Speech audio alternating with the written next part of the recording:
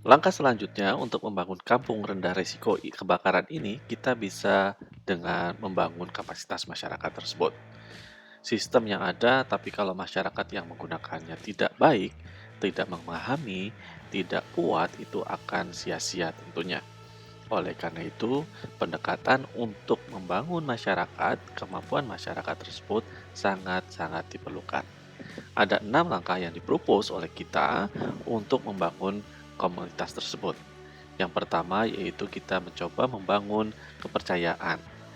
Kepercayaan antar masyarakat, kepercayaan antara kita gitu selaku organizer dari kegiatan ini dengan masyarakat, dan juga jangan lupa kepercayaan antara masyarakat dengan aparat pemerintah. Karena kerjasama antara pemerintah dan aparat pemerintah dengan komunitas ataupun masyarakat sangat penting. Kemudian kita melakukan pendampingan bersama-sama melalui proses brainstorming, mendiskusikan, kemudian melakukan pemetaan kejadian-kejadian kebakaran, mendiskusikan, menyusun rencana mitigasi, dan mengorganisasikannya. Jadi masyarakat kalau bisa punya organisasi khusus yang bisa dipakai, yang bisa diaktifkan pada saat kebakaran ataupun situasi emergensi lainnya. Jadi PMK gitu sebagai pihak eksternal dari masyarakat tersebut ini sebetulnya gitu ya itu sifatnya suplemen dalam komunitas. Lebih banyak masyarakat itu self help gitu ya untuk bisa membantu mempercepat ataupun cepat merespon kalau misalnya ada kebakaran. Ya, ini adalah salah satu yang kita lakukan. Kita melakukan pemetaan dulu saat sebelum kita memulai kegiatan, hanya 60% masyarakat yang memahami tentang kebakaran. Kemudian setelah itu, setelah kita melakukan proses kegiatan ini selama beberapa bulan, dan kita melihat ada peningkatan kemampuan dari masyarakat itu dari 60% menjadi 85%. Ini kalau di kampus dari nilai D ke nilai A, luar biasa ya. Kemudian kita juga melakukan community hazard mapping.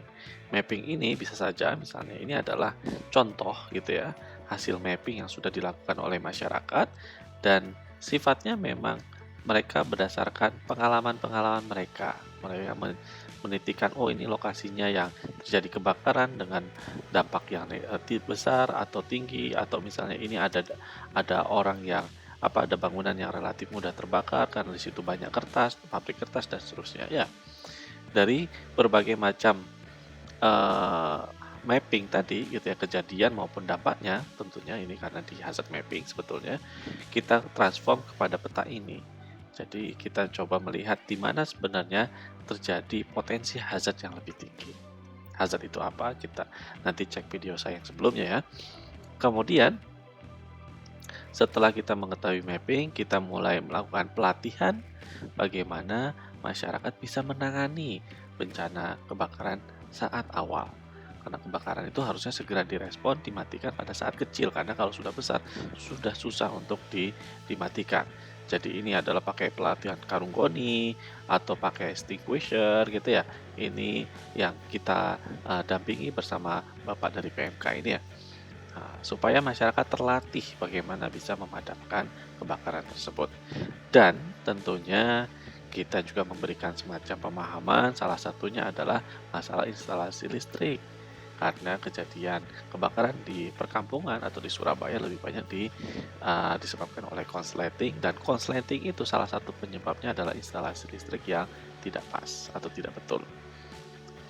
Ya, kemudian terakhir kita juga melakukan organisasi, saat itu sampai dibentuk Fire Brigade Inspector gitu ya. Di sini ada teman-teman mahasiswa yang menginisiasi di masyarakat tersebut, dan harapannya memang ini bisa tetap terus dilakukan, tetap terjaga gitu ya, supaya masyarakat di sana makin lama makin kuat gitu dalam melakukan respon kalau misalnya terjadi kebakaran. Ini mahasiswa saya juga melakukan penempelan stiker gitu ya pada nomor telepon dari PMK gitu ya, nomor telepon PMK supaya Masyarakat tahu kalau misalnya ada kejadian kebakaran, langsung telepon ke PMK. Nah, tapi selain itu juga dia langsung bisa merespon just in case ini semakin membesar sehingga diperlukan bantuan pihak eksternal yang lebih lebih kuat. Ya, demikian penjelasan terkait dengan langkah-langkah yang bisa kita lakukan untuk mengurangi kebakaran. Jadi, untuk mengurangi resiko kebakaran ya. Jadi, kebakaran itu sebetulnya bukan hanya urusan PMK saja. Kota juga bisa didesain supaya lebih aman, supaya kejadian kebakaran menjadi rendah, masyarakat dirancang juga, disiapkan juga, sehingga kalau misalnya terjadi kebakaran bisa dikurangi dampaknya. Demikian Bapak dan Ibu, Sobat Warga Kota, terima kasih atas perhatiannya, dan salam sukses selalu untuk semua.